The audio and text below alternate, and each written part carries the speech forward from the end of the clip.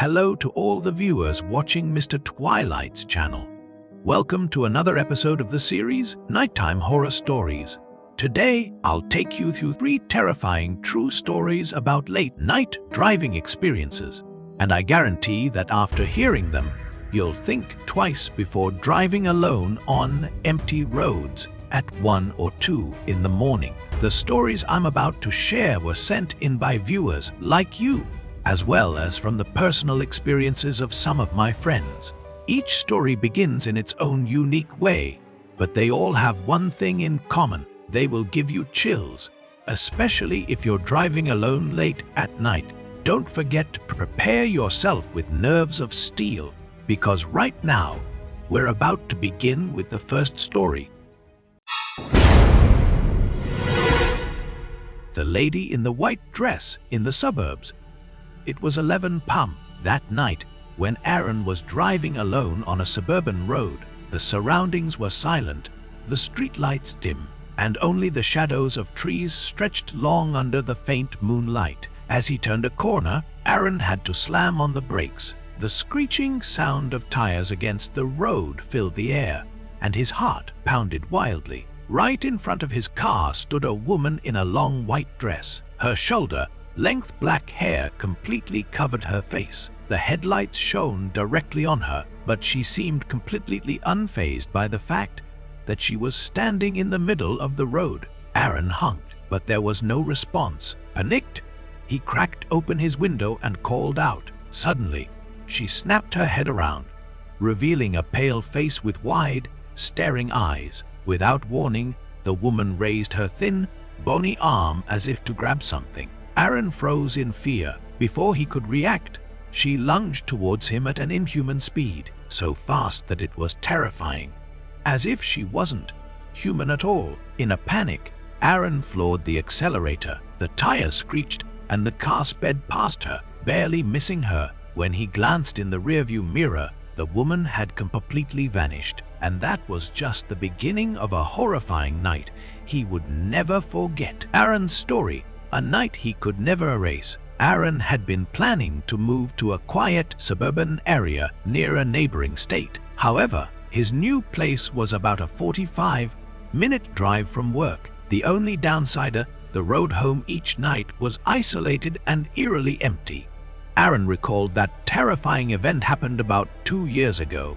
That night, he left a friend's house late, around 10 p.m. He drove along a road cutting through the suburbs, lined with a few old-fashioned houses and white picket fences. The late autumn air was cold, with light fog settling in. Everything felt peaceful, with barely any cars passing by. But Aaron couldn't shake the uneasy feeling creeping over him. He felt like someone or something was watching him from the roadside, even though he couldn't see anyone. And then it happened. The scene from earlier replayed itself. Aaron saw the woman in the white dress standing in the middle of the road. Frantic, he hit the brakes, worried she might be injured or drunk. He honked to signal her, but instead of moving away, she rushed towards him at a terrifying speed, sending chills down his spine. Aaron decided to escape. He sped past her, watching her disappear behind him.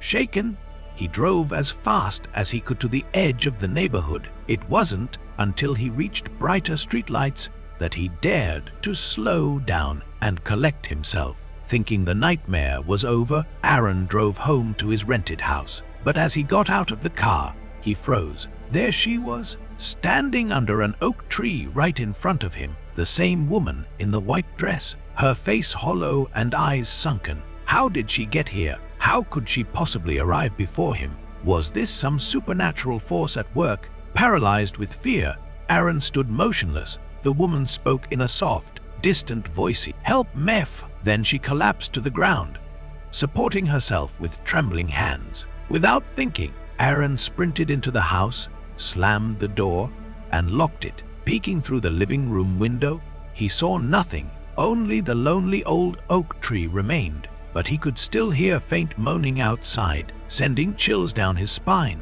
Worse yet, every now and then, he saw a white shadow flicker past the window, making his heart race. The aftermath a mystery that haunted him. For many nights after, Aaron didn't dare return home late. He even took a few days off work to investigate what had happened. He heard from locals that the spirit of a woman sometimes wandered the road, rumored to be the ghost of a young woman who died in a tragic accident there. Some said her soul lingered because she couldn't move on. Others believed she was a demonic entity disguised as a human, hunting late-night travelers. Aaron eventually told his landlord he would be moving out soon because of the traumatic experience. At first, the landlord didn't believe him until one night she herself heard knocking at her door in the middle of the night, only to find no one there. Fortunately, Aaron left that place not long after. He said that on his final night driving along that road, he still caught a glimpse of the woman's figure behind a fence. But this time, he sped past without stopping. It wasn't until he reached the highway that he finally breathed a sigh of relief. The Masked Man in the heart of the city. Now we move on to the second story, told by a young woman named Michelle. It happened in the middle of a bustling city street, a place still lit with flashing neon signs and late night bars open until the early morning hours. But it was past 2 a.m. and Michelle, exhausted and drained, only wanted to get home as soon as possible. She stopped at a red light. A few taxis idled nearby, but the streets felt unusually quiet. Suddenly, out of the corner of her eye, Michelle noticed something at her passenger side window, a face in a mask pressed right against the glass. The mask was terrifying, its mouth stretched into a grotesque grin, reaching ear to ear, with hollow black eye sockets staring straight at her. She had no idea where this man came from. All she could see was him placing his hand on the window, tapping slowly and rhythmically. Terrified, Michelle screamed and floored the gas pedal. Glancing in the rearview mirror, she saw him chasing after her, running at an unnatural speed, as if he was about to catch up. Her heart felt like it would stop. It was just like a scene from a horror movie. But what horrified her even more was the realization that he wasn't chasing her from behind anymore. He was already inside, in the back seat. Those were the most terrifying moments Michelle had ever experienced. She trembled uncontrollably as she recounted the story to me, still struggling to stay calm each time she recalled it. The Chasa, a night of sheer terror. Michelle felt like prey being hunted. She screamed, desperately trying to turn into a narrow street to lose him. The empty streets were devoid of police at that hour, and she didn't dare call for help. Focusing all her attention on driving, she sped through several blocks, thinking she had escaped, until she heard the terrifying tapping sound on her rear window. Startled, she glanced back and caught a glimpse of that twisted grin behind the mask. Somehow, he had managed to cling onto the back of her car just inches away. Panicked, Michelle swung her arm and accidentally hit a switch, rolling the back window down slightly. Instantly, a bony hand with claw-like fingernails reached in through the opening. Overwhelmed by fear, she slammed the brakes. The car jerked violently, nearly crashing into the curb. The sudden stop threw the masked man off the vehicle. Seizing the chance, Michelle hit the gas and sped away. She drove straight to a 24,007 gas station not far away, a place still brightly lit and equipped with security cameras. She jumped out of the car, on the verge of tears, and told the station attendant she was being chased. The aftermath, evidence, and mystery. The gas station staff checked the car's black box camera and the station's surveillance footage, but strangely, there was no sign of the masked man following her. All they saw was Michelle pulling up in a state of panic. Yet when Michelle inspected her car closely, she found deep, jagged scratch marks on the rear window and a torn piece of black fabric wedged in the door frame. Her face turned pale. This was proof she hadn't imagined it. Someone, or something, really had approached her car. When Michelle shared her experience with a colleague, they were shocked. saying they'd heard of a masked man running through the city streets from an urban legend forum. Some rumors claimed he was a mentally unstable man who escaped from a facility known for terrorizing women late at night. Michelle decided to report the incident to the police, but after reviewing the security footage, they had no choice but to close the case due to a lack of further evidence. For a long time after that night, Michelle suffered from panic attacks and nightmares about the horrifying mask. She changed her work schedule to avoid being out late and, fortunately, never encountered the masked man again. A final warning.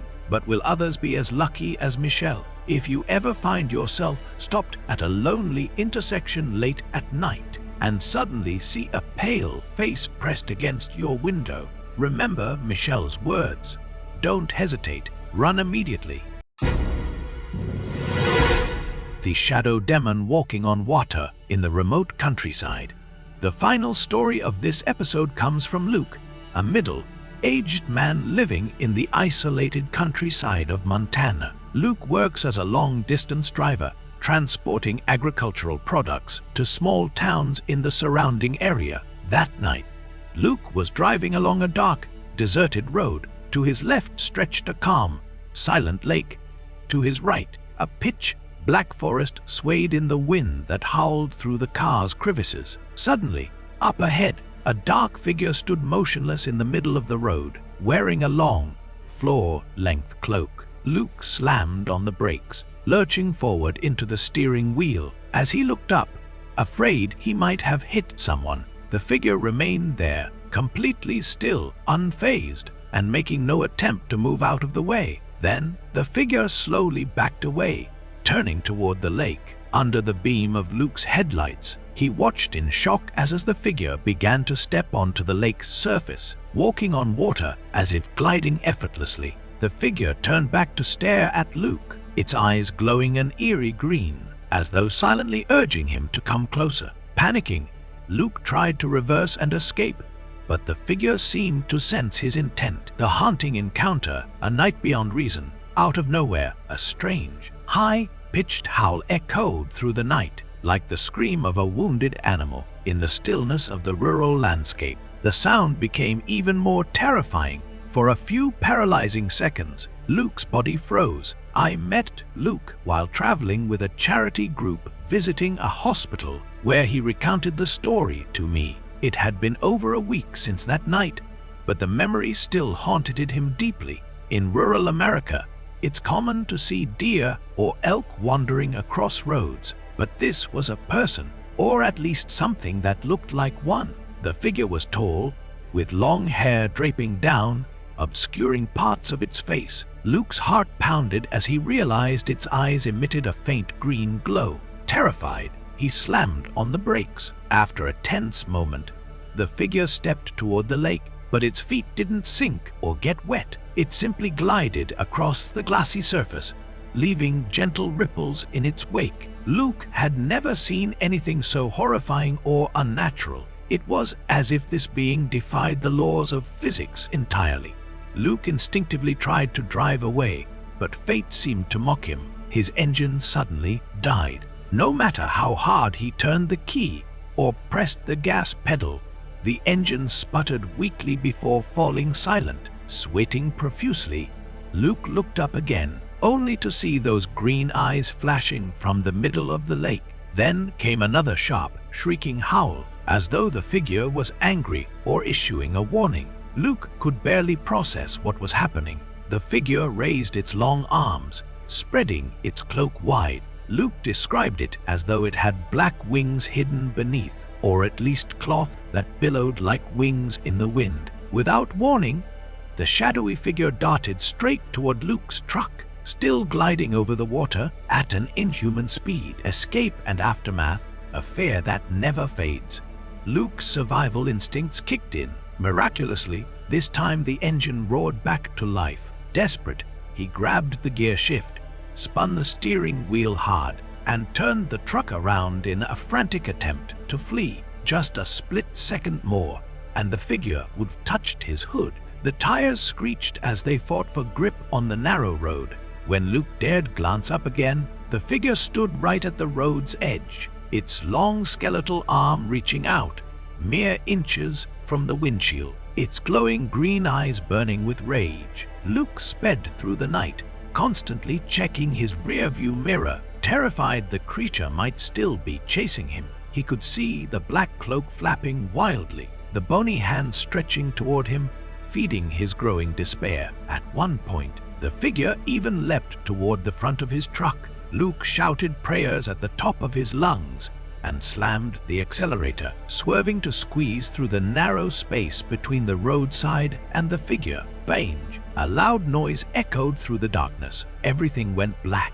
Luke felt a sharp pain flood over him before slipping into unconsciousness. His truck came to a halt at the side of the road, stopped by a wooden fence, the legend behind the lake. Luke didn't remember what happened next. When he woke up, he found himself in the hospital, his arm bandaged and his face scratched. He ran a high fever and was tormented by recurring nightmares, visions of the shadowy figure with glowing green eyes and its inhuman screeches haunting him. Later, Luke asked local residents about the area. They told him that decades ago, a cult had once operated near that lake, performing dark rituals and sacrifices. Rumor had it that someone wielding dark powers, possibly a witch or a demon, was chased there and vanished into the lake. Some believed the being was an evil spirit or demon, summoned but never properly banished. Since then, tales had spread that late at night,